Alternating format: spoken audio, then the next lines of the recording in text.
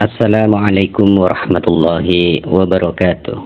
Sahabat-sahabatku, sahabat Ngaos Gus Baha dimanapun Anda berada, alhamdulillah di kesempatan ini kita bisa mengkaji, kita bisa belajar kembali bersama beliau Gus Baha dalam pengawasan beliau, yakni membedah kitab Syajaratul Ma'arif karangan Syekh Isyuddin bin Abdissalam.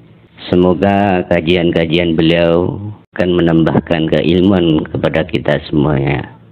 Mari kita mulai mengikuti kajian beliau. Assalamualaikum warahmatullahi wabarakatuh. Bismillahirrahmanirrahim. Tabarakalladzi nazzalal furqana ala 'abdihi liyakuna lil 'alamin nadhira. Allahumma shalli wa sallim ala sayyidina Maulana Muhammadin wa ala alihi wa sahbihi asma'in amma ba'du. Begini, saya ini baru neliti, mungkin ini tahadus bin nikmat. Saya berkali-kali rembukan itu mau menjadikan manhajul Quran itu mudah.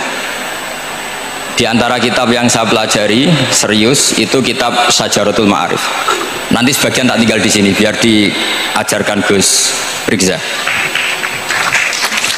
Itu rencananya PSG Pusat Studi Qurannya Pak Kures itu menerbitkan itu. Sementara ini sekarang di UI Universitas Islam Indonesia saya juga ngajar kitab itu. Kitab itu begitu mudah menjadikan Quran itu pegangan. Kalau di sini katanya mau dimilenialkan itu, milenial itu. Itu begini, misalnya begini. Ini saya beri contoh. Jadi peristiwa-peristiwa khusus yang ada di Quran itu ditabwib secara umum. Karena memang dalam tarikh-tarikh itu gitu.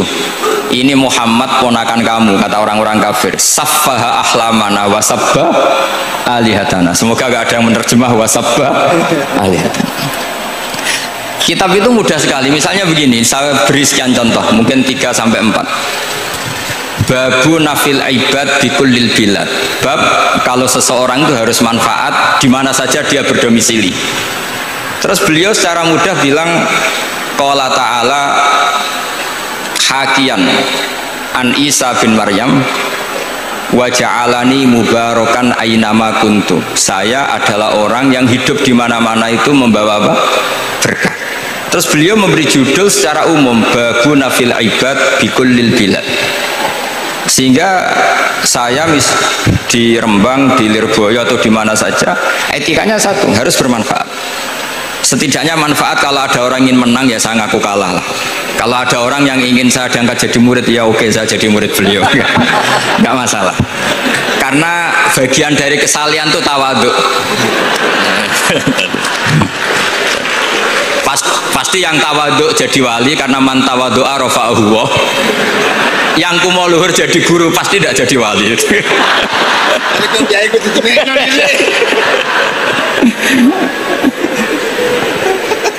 Terus ada bab yang sesuai dalam konteks Indonesia.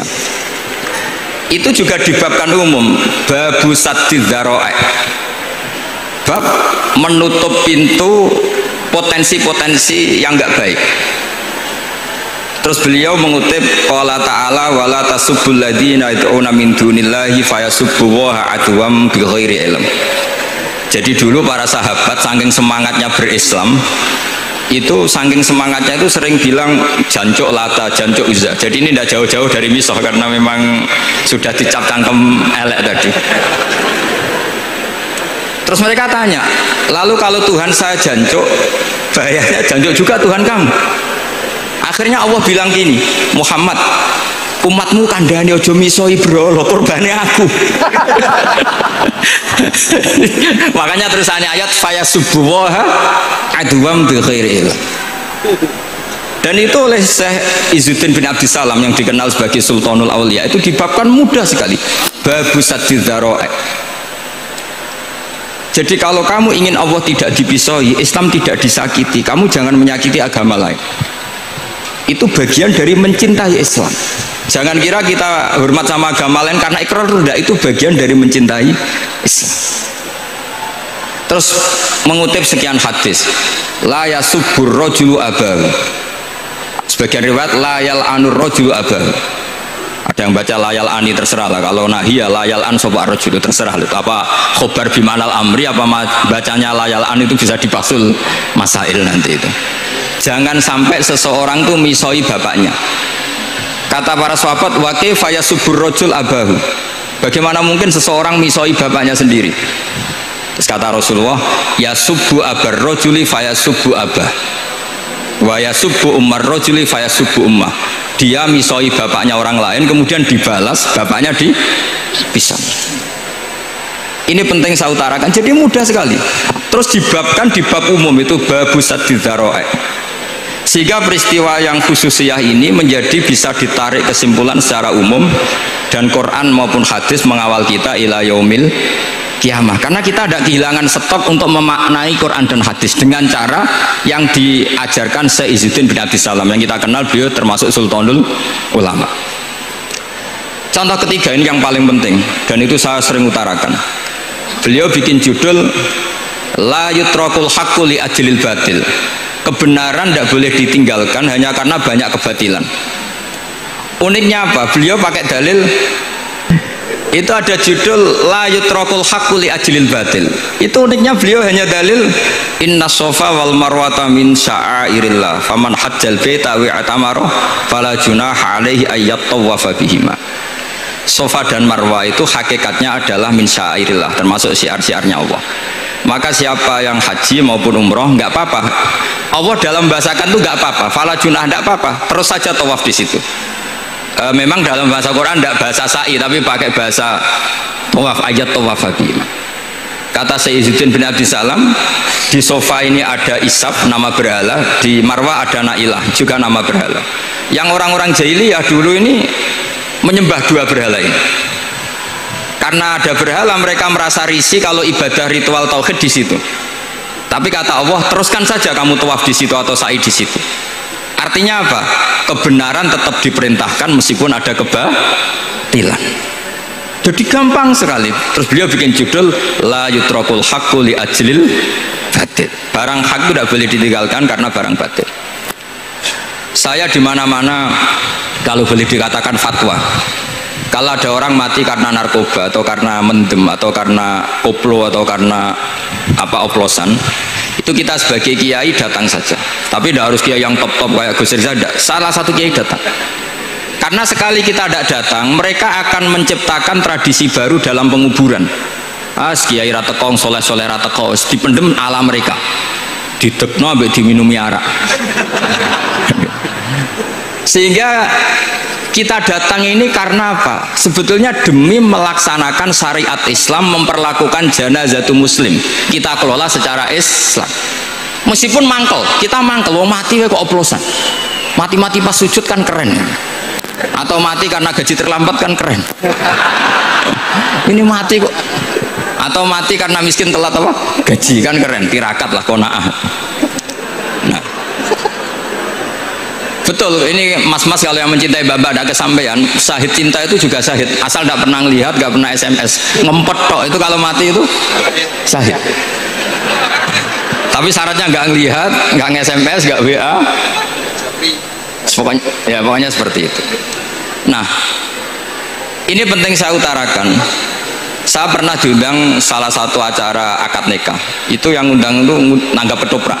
Gus, nanti ada ketoprak di rumah saya, tapi jangan nggak usah lihat itu, tapi jam 9 ngakatkan anak saya. Ya saya datang, pas itu memang nggak ada udzur, saya datang. Itu sudah ada biduannya banyak di situ. Kenapa saya datang? Pikiran saya tadi, kalau kiai tidak menyaksikan akad nikah, nanti mereka bisa bikin cara akad dengan cara mereka sendiri. Sehingga takbir-takbir yang di fikih, misalnya walimatul ursi itu kalau ada ikhtilatur rijal wan nisa haram hadir, itu nggak pernah dilakukan oleh guru-guru kita. Setahu saya Mbah Mun, bapak saya, guru-guru kita, meskipun ada ikhtilatur rijal wan nisa, mereka kalau ada walimatul ursi asal tidak ada udzur itu datang. Karena la yutrakul haqqu li ajlil batil. Padahal jelas di Bajuri, di Anatul Talibin, jika hunaka muharramun harumal khudur. Entah kalau Gus Rizal baca hurrimal khudur atau harumal khudur, tidak tahu, saya ini kan bisa debat ini. Karena saya santri sarang, jadi kalau baca 2 kali, harumal khudur atau hurrimal khudur. Tapi kalau yang santri sini mau tidak mau ya anut harokatnya guru tadi. Resikonya nurut itu harus ikut haruma apa hurrima. Kalau saya karena enggak dimaknani, jadi ya bingung. Maksudnya bingung milih, saking banyaknya ilmu. Bukan bingung karena goblok, bukan.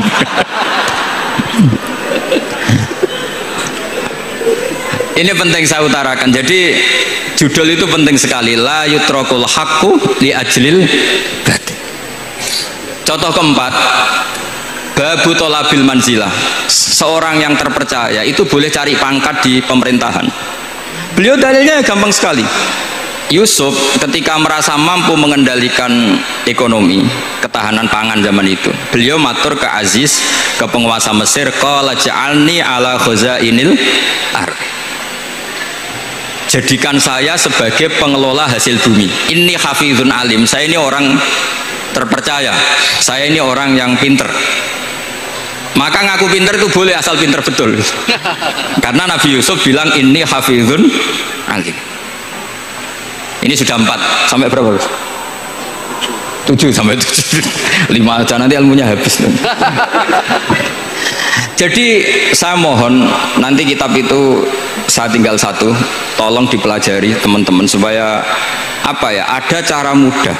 Dan kitab itu pernah dibaca Syekhina Kiai Maimun di Sarang, pernah tak bawa ke Jakarta, saya diskusikan dengan Pak Profesor Quraisy Shihab. Terus sekarang juga dalam proses diterjemah. Itu unik, cara memahami itu unik sekali dan mudah. Jadi setiap peristiwa khusus itu diberi judul umum. Nah barokahnya judul umum ini, Quran itu menjadi ngawal kita ila yaumil qiyamah. Tapi kalau itu kamu anggap ini peristiwa Yusuf, ini peristiwa Yakub, peristiwa Ibrahim, maka seakan-akan Quran itu tidak untuk kita. Makanya tadi misalnya wala tasubul ladina dibabkan babu saddid dzara'i. Itu semudah itu, segampang itu. Sehingga dalam kitab Minhajul Abidin diterangkan ada seorang wali yang takut dosa karena banyak perempuan cantik yang pakai celana pendek, banyak bulat lah di dunia itu. Singkat cerita dia uzlah, dia santai-santai di gunung makan rerumputan. Terus ada wali yang kelasnya lebih tinggi. Kamu di sini ngapain uzlah? Kenapa? Meninggalkan dosa. Terus digojlok sama wali yang lebih senior. Kata si wali yang lebih senior tadi, taraktum ummata Muhammadin fi aidil mubtadi'ah. Sebetulnya kamu itu tidak menghindari dosa, tapi malah parah. Ketika umat tidak kamu pimpin, artinya membiarkan dipimpin kelompok lain. Dan itu bisa orang ahli bid'ah, bisa orang kafir, bisa yang lebih menyesatkan. Jadi uzlah itu tidak solusi. Ini pentingnya pembanding. Jadi gak apa-apa nanti setelah saya ngisi dikasih kesempatan untuk bully saya, gak apa-apa. Saya terlalu sakti untuk dikalahkan. Terus contoh yang paling ekstrim, dia contoh babu jawazin namimah limaslahatin. Bab boleh adu-adu itu mengadukan satu peristiwa yang buruk ke orang lain karena maslahat. Itu contohnya unik sekali. Saya ini bingung, masa ada namam atau namimah kemudian ditoleransi. Terus beliau pakai dalil wajah rajulun min aqsal madinati yas'a qala ya Musa innal mal'a ya'tamiru nabikal yaqtuluka fakhrus innilaka minan nasihin. Musa, saya ini pegawai kerajaan Fir'aun, saya termasuk perwira di kerajaan Fir'aun. Saya tahu rapat tadi malam itu memutuskan menangkap kamu untuk dibunuh, maka kamu harus secepatnya keluar dari Mesir. Itu kan sebetulnya tipikalnya agak namimah, adu-adu, tapi limas lahatin. Itu mudah sekali kitab itu. Jadi saya mohon mengkaji Quran ingin alim, pakai kitab itu. Saya jamin kalau khatam pasti alim, khatam paham maksudnya. Daripada sampean pakai metode usul fikih itu keruwetan, karena selain judulnya sudah ruwet, usul itu sudah ruwet. Dulu saya ngaji di Sarang itu semua satu kelas itu semuanya dapat 4 terus. Kecuali saya ada dapat nilai karena gurunya bingung biji. Tidak tahu bingungnya itu karena dianggap terlalu alim atau terlalu goblok, tidak tahu saya. Yang jelas usul fikih saya itu nggak ada nilainya. Begini kalau dalam usul fikih kan begini. Ya ini agak menghormati pasca sarjana, jadi agak-agak ruwet biar kesannya itu ya intelek atau pinter lah gitu. Kalau guyon terus itu kan nganggap sampean itu isane mau paham guyon itu, jadi kan ngergani orang seperti orang guyon terus itu. Tapi ini agak serius. Begini, misalnya saya sebagai kiai ngundang Zaid, kamu kesini, saya jelas sebut Zaid kesini, ada tamu gitu. Sebetulnya saya ingin Zaid apa ingin cah dalam siapa saja asal bisa melayani tamu. Zaidun itu zikrul ba'di wa iradatil kul apa zikru zaidin fi ainihi, itu kan jadi perdebatan di ilmu usul fikih. Ketika Zaid gak ada, terus di situ ada pelayan yang bernama Bakar Umar gak datang, pasti kayaknya marah. Cek sombong ya santriku, tak udang rano sing moro. Terus misalnya anak-anak bilang, Pak Yai Anda kan tadi manggil Zaid, gak manggil kita. Cek goblok maksudku ono sing nyuguhi teh. Ora kudu Zaid, Bakar Umar ya kena. Bocah kok goblok kan mesti gitu. Artinya gini, menyebut aktor dalam Quran atau hadis itu yuradu syakhsun bi'ainihi, apa itu bagian dari zikrul ba'di wa iradatil, sehingga semua peristiwa di Quran entah itu nyebut Fir'aun berarti mewakili orang toho, orang yang lacut, menyebut Musa mewakili orang baik, apa bagaimana itu jadi perdebatan. Nah itu di kitab usul fikih itu penjelasannya ruwet sekali. Sehingga mungkin misalnya begini dalam satu kaidah usul fikih, hormati tamu yang datang ke saya siapa saja. Setelah itu saya ralat, hormati Zaid jika datang bertamu ke saya.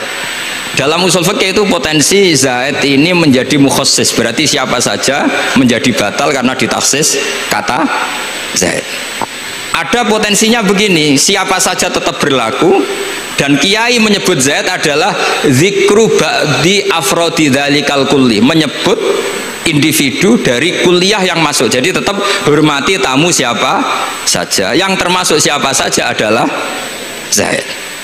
Apa siapa saja tidak menjadi hukum karena terganti hanya khusus Zaid. Itu jadi perdebatan di perdebatan usul fikih, jadi terlalu ruwet.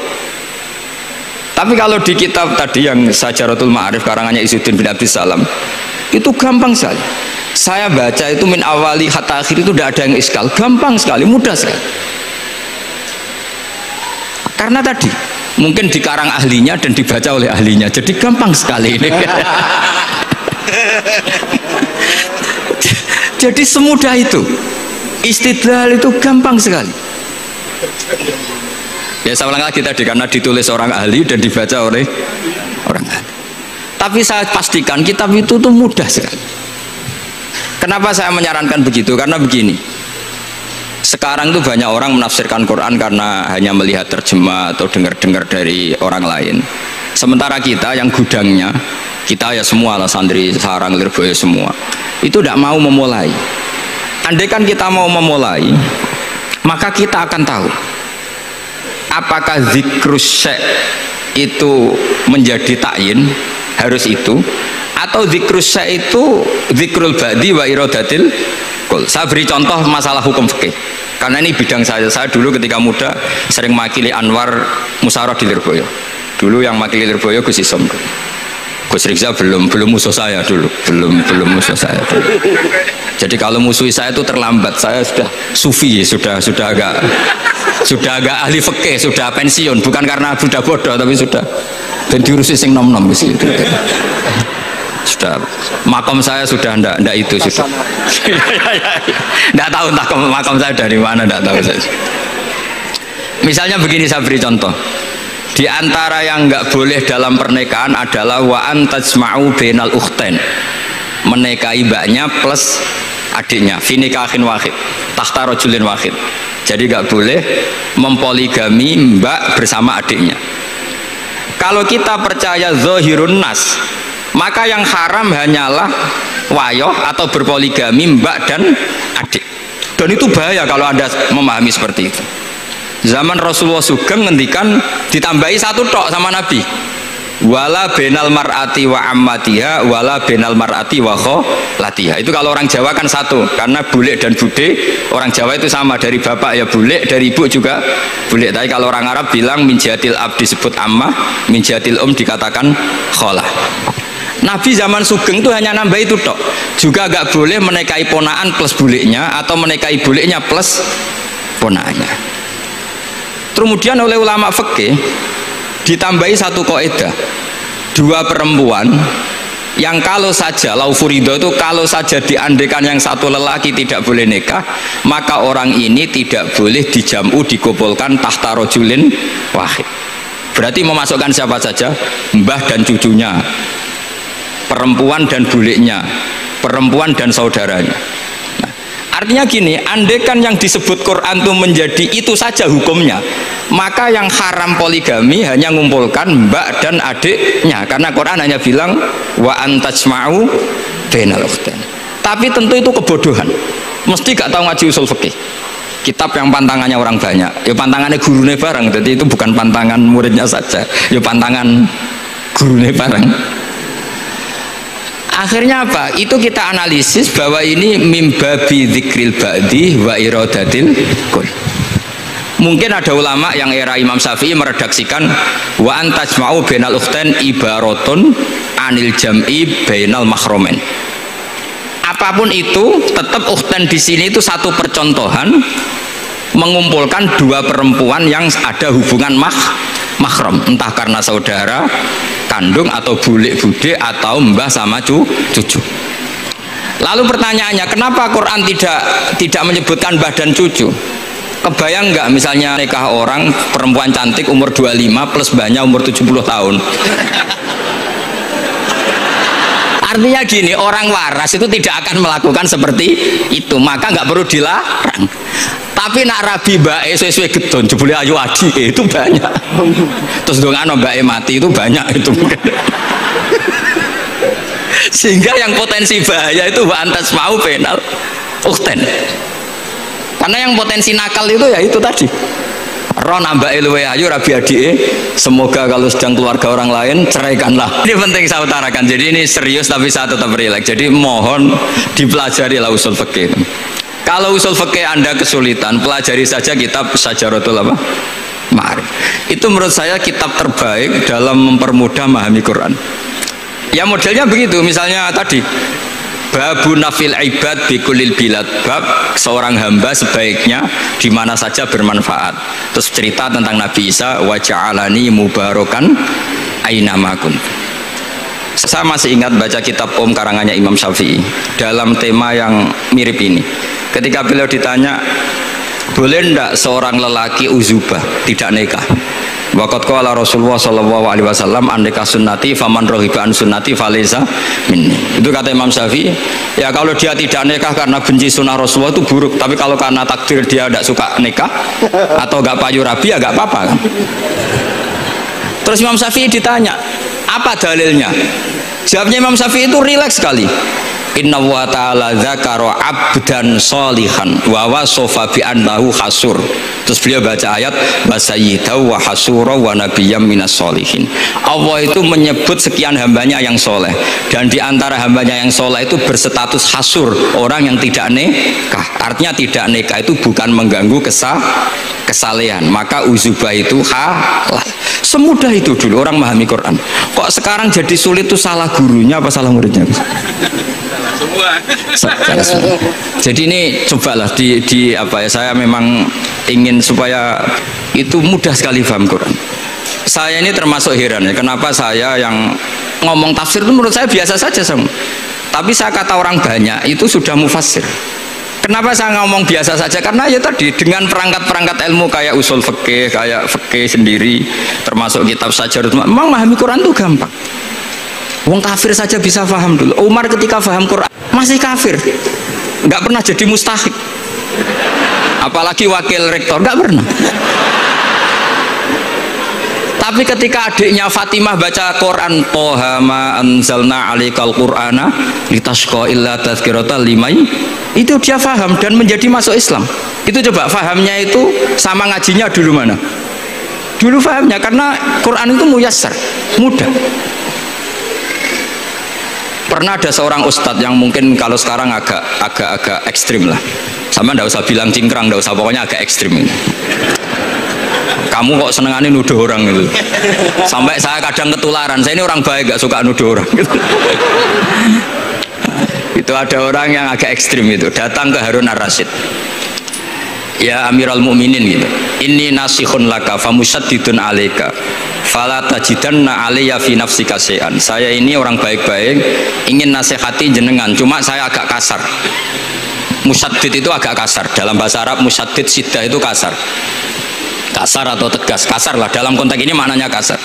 Fala tajidanna fi alayya fi nafsika syai'an. Mohon jangan dimasukkan hati. Apa kata Harun Rasyid? Ngendikan itu mudah sekali dan itu sangat Qur'ani. Kata Harun ar-Rasyid, uskut ya Ustad. Sebagian riwayat uskut ya jahil. Hei orang bodoh, kamu diam. Inna Allah ta'ala ba'atha man huwa khairun minka ila man huwa syarrun minni. Wa ma'adzalika qala ta'ala faqula lahu qawlan layyina la'allahu yatadzakkaru aw yakhsha. Kamu diam hei Ustad bodoh. Allah Ta'ala itu mengutus orang yang lebih baik ketimbang kamu, yaitu Nabi Musa, ke orang yang lebih buruk ketimbang saya, yaitu Fir'aun. Itu saja harus beretika. Faqula lahu qaulal layyinan. Kok kamu sama-sama muslim mau main kasar sama saya? Kitabnya mana? Kira-kira seperti itu. Akhirnya Ustadz tadi, ternyata jenengan lebih alim, betul sios. Semudah itu orang memahami Quran. Inna wa ta'ala qad ba'asa man huwa khairun minka ila man huwa syarrun minni. Fa inna wa ta'ala ba'asa Musa. Wa Musa tentu lebih mulia ketimbang Ustadz ini. Ila man huwa syarrun minni. Saelele Harun Rasyid itu jelek Fir'aun. Musa yang Rasul yang orang sangat baik diutus ke orang yang sangat buruk yaitu Fir'aun, itu saja beretika faqula lahu qaulal layyin. Harus sopan. Jadi kayak apa? Saya bayangkan kayak apa bahagianya kita kalau melihat santri-santri ini memahami Quran seperti ini. Itu kan mudah, nggak perlu dokter, bisa, juga perlu, bisa, maksudnya bisa, nggak perlu dapat honoris causa dari apa tadi? Profesor bidang kemelek tadi. Profesor bidang kemelek. Jadi karena Quran itu dalil, kata Ibnu Abbas, Al-Quran dalil itu mudah ditaklukkan, dibawa kemana saja itu bisa. Nah, ini yang terakhir, khasnya NU itu wasilah. Ini terakhir, nanti setelah ini selesai. Wasilah, misalnya Gus Kafabi niru Mbah Makhros, atau Mbah Mun niru Mbah Karim, Mbah Karim niru Mbah Khalil Bangkalan, sampai guru-gurunya. Karena zuriyatam ba'duha min ba'd. Mbah Mun pernah cerita gini, orang itu banyak yang anti wasilah. Wasilah itu ya niru guru, gurunya guru. Terus langsung niru Kanjeng Nabi atau langsung niru pangeran kan. Itu Mbah Mun saya masih ingat betul dalilnya, mau ihdinas siratal mustaqim siratal ladzina an'amta 'alaihim. Jalan yang lurus adalah mengikuti orang-orang yang telah engkau beri nikmat. Kenapa Allah tidak ngendikan siratoka, jalan kamu, jalan engkau? Allah itu tidak makan. Bagaimana cara kita niru Allah makan? Wong Allah tidak makan. Allah tidak tidur. Bagaimana kita niru Allah tidur? Fa inna Allaha la ya'kulu wa la yanam wa la yashrab. Nah, niru itu ya orang, kata Mbah Mun, karena manusia itu hadis, Allah itu qadim. Jadi tidak ada hubungannya barang hadis dan barang qadim. Jika kalau ingin niru ya niru manusia. Manusia itu siapa? Ya tentu masternya Rasulullah. Tapi kan walau lala ulama lama arafnal anbiya. Tanpa ulama kita tidak tahu Nabi melakukan apa, karena ini butuh sanad. Masyhur itu, walau la murabbi lama arafna rabbi. Tanpa murabbi kita tidak tahu rabbi. Nah, ini penting saya utarakan, sehingga di Quran itu setiap orang baik itu disebutkan orang-orang baik itu siapa? Ulaikal ladzina an'ama Allahu 'alaihim minan nabiyina min dzurriyyati Adam wa mimman hamalna ma'anu wa min dzurriyyati Ibrahim wa Israila wa mimman hadaina wajtabaina. Selalu orang baik itu diceritakan orangnya dan ngikuti orang juga. Ulaikal ladzina hadahum wa fa bihudahum muqtadi. Kenapa? Karena kita tidak bisa niru Allah, karena Allah itu tidak makan, tidak minum, tidak tidur, tentu tidak nikah. Tapi sekarang orang tuh geger, manut guru-guru ra mesti bener. Sing marai kaidah nak guru ra mesti bener tuh kita. Kita setiap ngajar di Lirboyo di Sarang bilang selain Rasulullah Muhammad tuh tidak maksum. Jadi mereka ketinggalan kalau ngomong kiai ra mesti bener. Tahu kita mulai kecil diajari selain Nabi kok ora maksum. Dekne ro ilmu anyaran kok ngandani sing mulai bayi alim, itu kan lucu. Kita mulai dulu tahu selain Nabi itu tidak maksum. Kok malah dikandani kiai tidak mesti bener, kenapa diikutin? Udah tahu kalau kiai tidak mesti bener. Cuma kalau kiai tidak mesti bener, nak kue mesti ra bener. Lagi-lagi gerakan cangkem elek kan gitu. Kalau kiai itu hanya mungkin tidak bener, kalau kamu mesti tidak bener. Ini penting saya utarakan sehingga mudah sekali. Apa dalilnya wasilah? Ya kita jawab saja. Ihdinas siratal mustaqim, siratal ladzina an'amta alaihim. Semudah itu Quran dipahami ahlinya. Tapi sekarang kok memahami Quran jadi sulit, saya menjadi tidak tahu. Ya seperti tadi Izzuddin bin Abdi Salam itu banyak dalil la yutrakul haqqu li ajlil batil. Itu contohnya itu hanya innas sofa wal marwata min sya'airillah. Ketika sofa dan marwah belum steril dari berhala-berhala itu, ketika Ka'bah belum steril dari berhala-berhala itu, Nabi tetap tawaf di Ka'bah, tetap sa'i di sofa dan marwah. Kemudian itu disimpulkan la yutrakul haqqu li ajlil batil. Segampang itu agama. Tapi kenapa menjadi sulit? Jadi saya mohon sekali, karena kitab itu sedang dikaji di BSK Pusat Studi Quran, juga dikaji di pondok saya. Dulu Syekhina Maimun pernah baca juga. Sekarang di UII yang ngajar saya. Jadi saya ingin, dan itu diajarkan ditulis lah oleh ulama sing ma'ruf, bahkan gelarnya Sultanul Ulama. Dalam kasofnya Sayyid Abil Hasan Asyadzili, dalam kasuf beliau mengatakan, saya pas kasuf dengar satu suara, satu hatif, ya Ali, ma'ala wajil ardi, tidak ada di muka bumi ini kajian fikih sing abha, yang lebih bersinar, yang lebih moncer ketimbang kajian Izzuddin bin Abdi Salam. Dan tidak ada kajian ilmu hadis mengalahkan kajian Abdul Azim Al-Mundhiri yang ngarang At-Targhib itu. Era Sayyid siapa? Abil Hasan Asyadzili. Dan tidak ada kajian ilmu hakikat sing abha min majlisika. Dan alhamdulillah kita punya kitab itu, Qawaidul Ahkam Syajaratul Ma'arif Izzuddin bin Abdis Salam.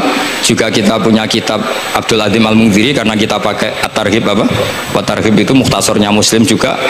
Dan tentu kita juga punya Abul Hasan Asyadzili, karena kita rata-rata ngaji hikam, kita tahu hikam adalah muridnya Abdul Abbas Al-Mursi, dan beliau adalah muridnya Abul Hasan Asyadzili. Sehingga kita insya Allah ngalami dzurriyatam ba'duha min ba'd, baik dzurriyah nasabiyah maupun dzurriyah sababiyah. Kayak saya tadi dikatakan Gus Kawabi putu Lirboyo, karena Mbah Mun ngaji di Lirboyo. Dan saya bangga karena bisa bully jenengan semua, nak putune wae alim apa meneh anake. Mun sepakat iki, nak putune wae alim apa meneh anake. Pun assalamualaikum warahmatullahi wabarakatuh. Sahabat Ngaus Gus Baha, alhamdulillah telah kita ikuti bersama kajian beliau, yakni membedah kitab Syajaratul Ma'arif karangan Syekh Izzuddin bin Abdis Salam. Dalam kitab tersebut disebutkan beberapa bab, diantaranya yang pertama yakni bab dimanapun kita berdomisili, seseorang atau kita harus bermanfaat atau menjadi orang yang bermanfaat. Kemudian di bab yang kedua, bab menutup pintu-pintu yang berpotensi pada hal keburukan atau sesuatu yang tidak baik. Kemudian bab yang ketiga, kebenaran tidak boleh ditinggalkan karena banyaknya kebatilan di tempat tersebut. Kemudian bab yang keempat, seseorang yang terpercaya boleh mencari pangkat atau meminta pangkat di pemerintahan, seperti yang telah dicontohkan oleh Nabi Yusuf alaihissalam. Kemudian bab yang kelima, yakni bab bolehnya adu-adu atau namimah untuk sesuatu yang maslahat, untuk sesuatu yang baik. Juga disebutkan pada akhir pengajian beliau membahas tentang wasilah, bahwa dalil wasilah itu sangat simpel. Sebutkan saja, yakni sebuah ayat, ihdinas siratal mustaqim siratal ladzina an'amta alaihim ghairil maghdubi alaihim waladdallin. Demikian sekilas isi dari pengawasan Gus Baha. Untuk lebih jelasnya, para sahabat, para subscriber semua bisa mengulang untuk mempelajari kajian beliau di channel Ngaus Gus Baha. Semoga seluruh subscriber oleh Allah diberikan manfaat barokah ilmunya barokah keturunannya, amin ya rabbal alamin.